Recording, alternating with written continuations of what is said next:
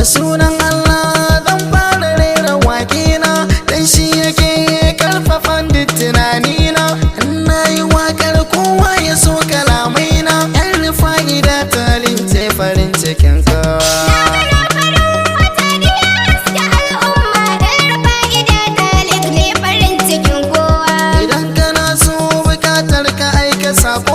Idan kana so bukatar ka karba sako, yan Rufa'ida Talin hankalin ka kwance, za ka samu naka shiga lindiban da gaggawa.